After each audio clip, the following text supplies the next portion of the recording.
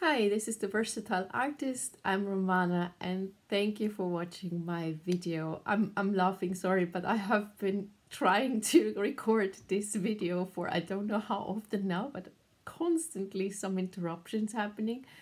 So fingers crossed that it works this time. Have you ever heard things like you are too sensitive for your own good? Toughen up. Don't ponder upon things for too long. Stop worrying and so forth. If you have ever have heard things like that regularly or fairly regularly, you might also be a highly sensitive person. And if you're wondering now why I'm talking about this, then please stick with me. I will let you know. So, what is high sensitivity? It's a trait. It's actually something that you can find in nature. 15 to 20% of the population are highly sensitive people. And it can even be found in nature. So all sorts of creatures also have a percentage of highly sensitive, not people in this case, creatures. And this is actually a survival strategy of nature because highly sensitive people or creatures first observe a situation and then they act. So that helps the population to survive. It also is something where our senses are heightened. So we experience everything in high definition. So we hear everything better or in more detail. We see, hear, feel, smell more subtleties in the things that are happening around us. This, of course, can overwhelm us because when you think of it, that we constantly see so many details, try to process that on a deep level, because that is also part of us, that we process everything very deeply. We really tend to ponder on things that can cause stress after a while if it's taking place for a too long time. So if the chaos that is happening, if the whatever is even something positive, if even a very, very exciting positive experience, if it takes on for a too long time, it can overwhelm us and stress us. And the reason why I wanted to talk about this today is because actually the percentage within the 15 to 20% of the population who are highly sensitive is a bit higher in the creative community. And when you think of it, it's quite logical, because in order to create, it's good to have heightened senses. And that's why I wanted to address that, because maybe at some time you were wondering if everything is all right with you, if you were wrong. Why are other people not seeing what you're seeing or feeling what other people are feeling? Feeling is another big thing. Actually, maybe let me first tell you about the 4 categories that high sensitivity is divided into. First of all, depth of processing. So we can really, really ponder on things and think about how this happened, and stories can, or happenings can play on and on and on, and we go through them, and it can actually lead to insomnia. I'm not very prone to insomnia, only very occasionally, because I think I have good mechanisms or developed good tools before going to bed so that I can actually turn off everything in my brain. But I've heard that from other highly sensitive people that they very often can't sleep because things keep going on in their brains. But I dream very, very vividly. So in a sense, in some way, my subconscious does process intensely, or more intensely than in not in the category of highly sensitive people. It doesn't mean that other people are not sensitive, by the way, and it's also not about what is better or worse. It's just acknowledging that there are people out there who are highly sensitive, and knowing about that will probably help you to lead your life more cautiously and gently, in the sense of you take care of yourself in the way that you need it. You understand yourself. You understand yourself when you get overwhelmed in certain situations. You learn to avoid certain situations or find a way to deal with them. And that's for me, that's why I actually wanted to talk with you about that, because as the percentage is higher in the creativity community of the highly sensitive people, it's more likely that you could also be a highly sensitive person. And again, it's not something you have to be ashamed about, or you have to feel that something is wrong with you. Quite the opposite. It's a good thing, because the sense is heightened, and it allows for more interesting experiences. Sorry, I was turning the pages because I need some notes sometimes, and they just fell down. And well, I don't need to hide it, do I? It's okay. Okay, second characteristic is over arousability, meaning anything is experienced in a very heightened way. So whether it's stress or it's something positive that we experience, it is experienced on a very high level of excitement, if you want to say so. That means that we get under pressure easier. I mean, that doesn't mean we're bad in stressful situations, not at all. I actually flourish in a way in some stressful situations, not when it takes on for too long. I need some time in between to shut everything down and get a good breathe through and look after myself. But in general, I tend to be really good in stressful situations, and I kind of can take over the pilot seat when it's necessary. I mean, not literally, obviously I can't fly a plane and I would not recommend asking me in such a situation, but I would take care of people and make sure that that they can calm down and feel a bit more relaxed. Although, I mean, yeah, no, let's not go there.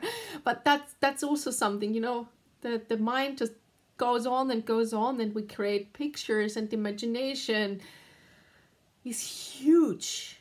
And this again, huge imagination, a lot of fantasy, is incredibly great for being a creative person. And I can tell that I'm not very much sticking to my notes, and it just comes to my mind. I'm really excited about this, because when I first learned that this noticing everything and noticing that not everybody is like that is nothing I need to be ashamed of, or it is not a disorder, not at all. It's normal. It helps to make us as a population survive in the end, because it needs different types of people, and some people are more sensitive for a certain reason. And just to understand that, for me, it was such a big life changer. And that's why it excites me to tell you about it, because maybe it helps you as well at some point, because maybe you are aware in a similar situation, or in similar situations, and you're really questioning yourself. Maybe you're even beating yourself up, and it's not necessary, because actually it's about embracing it. It's a gift in a lot of ways, and when you take care of it, and you care for yourself the way you need it, then you can navigate through it and with it, and it's a very, very positive thing, really. But let me come back to the characteristics. The third one is emotional intensity, and you might see that already, or you might have guessed it already. I feel emotions very, very intensely. When I feel joy, it's very powerful. When I'm sad, it's actual sorrow, deep sorrow. And I also feel what other people feel to a certain extent. Not everybody, not every highly sensitive person has to be that empathetic with other people. Because, of course, every highly sensitive person is different. Like every person is different. But there is a tendency that can be seen in highly sensitive people that they feel more what other people feel as well. And that makes us more empathetic. It can also be a burden if we can't switch it off when it's too much. It can cause things like Weltschmerz, if you ever heard about that. It could even cause depression if we're not careful, definitely. But in a sense, and for me it's an overlap with the fourth characteristic, which is sensory sensibility. But I can also feel as a singing teacher what other singers feel inside of their singing box. And that is incredibly helpful for me as a singing teacher, because it helps me to very quickly and very effectively help the other person, because I really understand what's going on. But I don't have to think about it, I feel it. And this has a not so good side as well, because I actually had to leave concerts when singers were really pushing and pulling their voice to places where they shouldn't go. It's not healthy, and I feel that, and I felt that my voice was going hoarse. So I actually had to leave. It's a bit better now. I've learned to deal with it better. I can switch it off now when I'm very conscious about it. So I can enjoy concerts, but concerts in itself can be overwhelming because they're loud. There are so many people. There are so many impressions. There's a lot going on, and a lot of people around me. It's not that I'm afraid of that. It's just overwhelming. My senses are on overdrive. So a concert can be overwhelming, and so can be in general big crowds, but not because I have a problem with big crowds or big rooms or anything. There's no anxiety with that.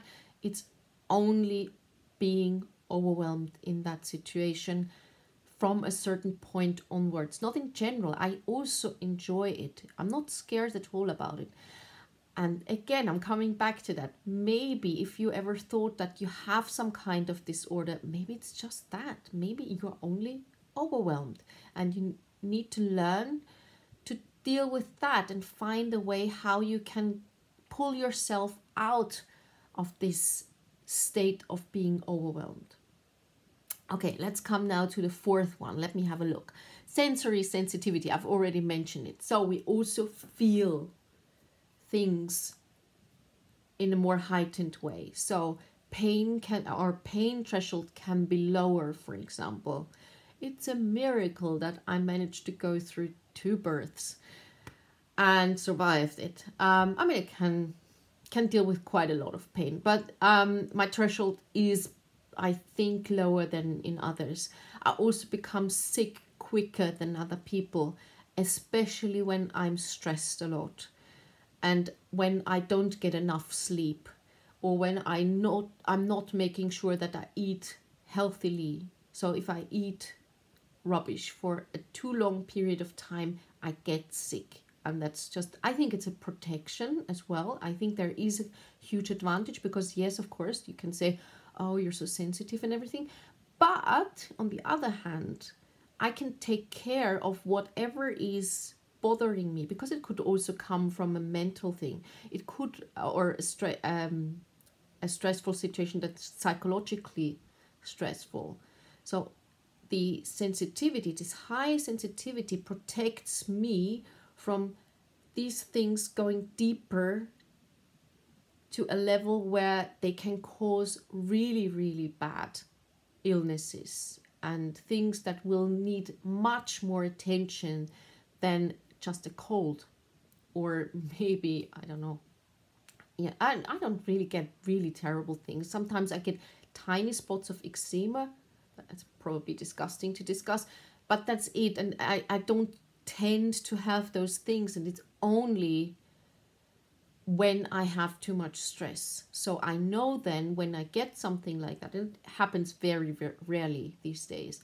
When I have that, I know I have to look at my life as it is in that moment or at this time, and see what causes that stress and what can I do about the stress, and how can I make sure that I find enough time to relax, to calm down, to make sure that this stress level reduces. So like doing some meditation, going for a walk, writing something, and sometimes doing nothing, the most difficult thing for me at all. Always. But it's very helpful, and it's about finding out what helps you. So having said that, I think it's good to know that it's not a disorder. It's important to know that it is actually good and it's a gift. We live life in high definition. Our senses are on overdrive. Yes, we have to protect us. We have to protect our senses. We have to protect this energy that we have. We have a lot of energy, but the thing is we use a lot of it at the same time because we notice so many things at the same time.